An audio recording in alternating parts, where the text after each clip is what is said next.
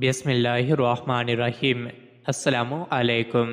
روزانہ واقعات سننے کے لیے اس چینل کو سبسکرائب کریں۔ مدینے کا بازار تھا۔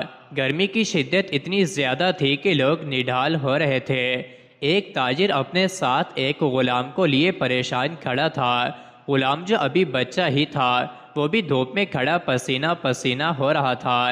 تاجر کا سارا مال اچھے داموں بک گیا تھا، بس یہ غلام ہی باقی تھا جسے خریدنے میں کوئی بھی دلچسپی نہیں دکھا رہا تھا۔ تاجر سوچ رہا تھا کہ اس غلام کو خرید کر شاید اس نے گھاٹے کا سودا کیا ہے۔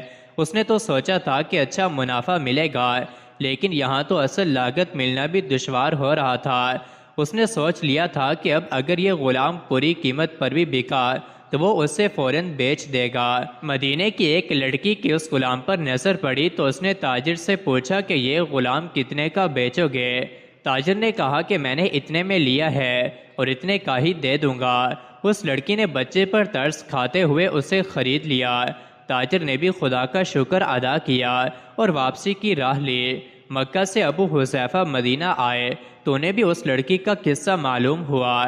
لڑکی کی رحم دلی متاثر ہو کر انہوں نے اس کے لیے نکاح کا پیغام بھیجا جو قبول کر لیا گیا۔ یوں واپسی پر وہ لڑکی کا نام سبیتا بنت یار تھا۔ ان کی بیوی بن کر ان کے ہمراہ تھی اور وہ غلام بھی مالکن کے ساتھ مکہ پہنچ گیا۔ ابو حذیفہ مکہ آ کر اپنے پرانے دوست عثمان ابن عفان سے ملے تو انہیں کچھ بدلا ہوا پایا اور ان کے رویے میں سرد مہری محسوس کی۔ انہوں نے اپنے دوست سے استفسار کیا کہ عثمان یہ سرد مہری کیوں؟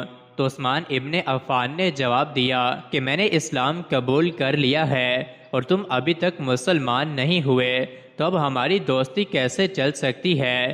ابو حذیفہ نے کہا تو پھر مجھے بھی محمد صلی اللہ علیہ وسلم کے پاس لے چلو اور اس اسلام میں داخل کر دو جسے تم قبول کر چکے ہو۔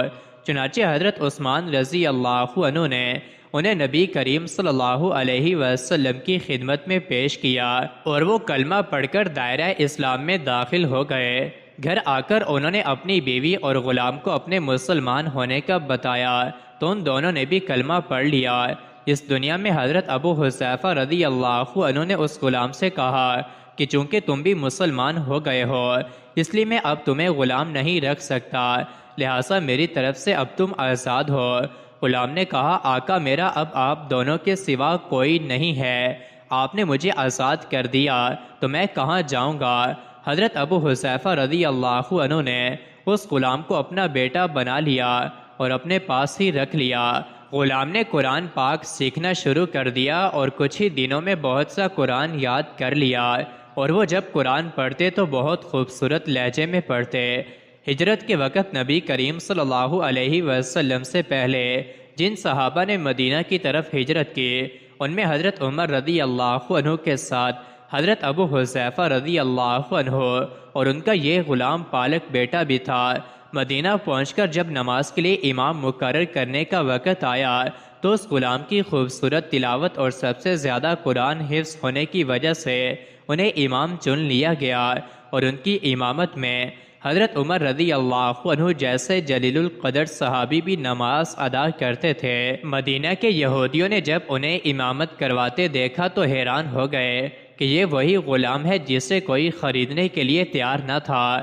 آج دیکھو کتنی عزت ملی کہ مسلمانوں کا امام بنا ہوا ہے۔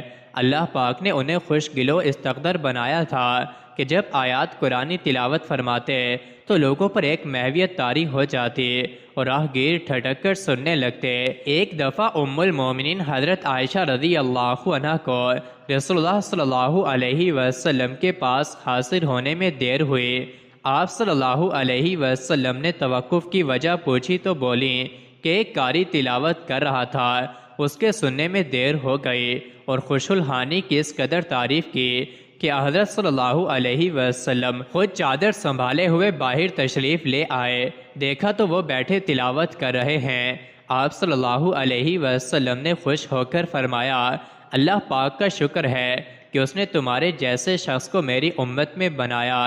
کیا آپ جانتے ہیں کہ یہ خوش قسمت صحابی کون تھے؟ ان کا نام حضرت سالم رضی اللہ عنہ تھا، جو سالم مولا ابو حذیفہ رضی اللہ عنہ کے نام سے مشہور تھے۔